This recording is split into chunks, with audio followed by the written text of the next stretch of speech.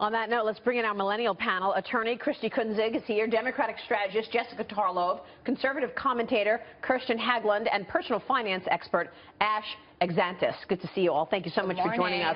Wow, I want to get all of your reaction this morning, but Christi, let me kick it off with you. What role do you think Trump's tough trade stance had on luring working class whites? I think that's really what brought it home for him, telling people that I'm going to make sure you have a job here, I'm going to keep your industry alive, I'm going to keep coal industry alive, and just make sure that you can really prosper and have a future here in America. I think that's really what captivated them and motivated them to go vote for him. What do you think about the election in general? Jessica, I haven't gotten your opinion on this yet. Do you think it was, I mean, we know it was working class whites. Right. What about millennials?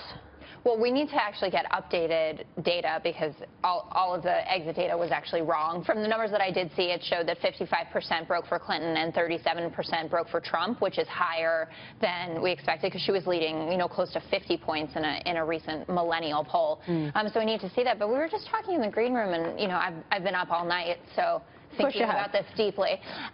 Thank you. There are a lot of groups here. There are women, minority voters, black and Latino, that if they're disappointed in this, kind of have a lot of work to do. And when we talk about this, people, they're engaged with the election, they're tweeting about it, they're posting on social media. But did you actually go out and vote? If this is someone who you thought was a misogynist, if this is someone who you thought was racist, did you show up and say that? And the numbers show that the turnout, especially amongst minorities, was 10% depressed from Obama's election. Granted, Obama's our first black president, but that's something very serious that we're going to have to reckon with. You need to vote if you want to be heard. Yeah, Ash, that's a really good point. And we talked about it a lot, but do they actually vote? Ash, let me ask you about the economy. 52% of voters said that the economy was the most important issue that they faced.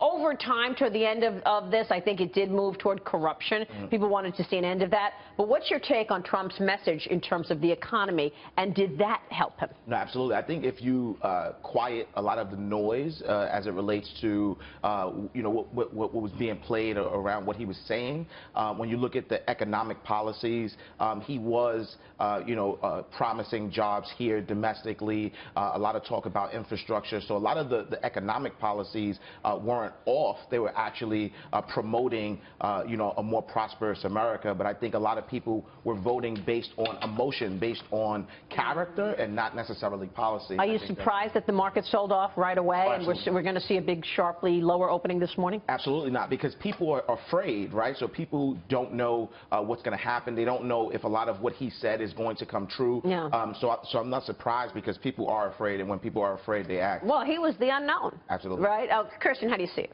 Well, I think that a lot of people have woken up, checked their Facebook feed, checked their Twitter feed, especially young people, millennials, to see this news, and are feeling a lot of despair, not contented with the outcome necessarily. Yes, a lot of people are very happy, but now is not the time to gloat.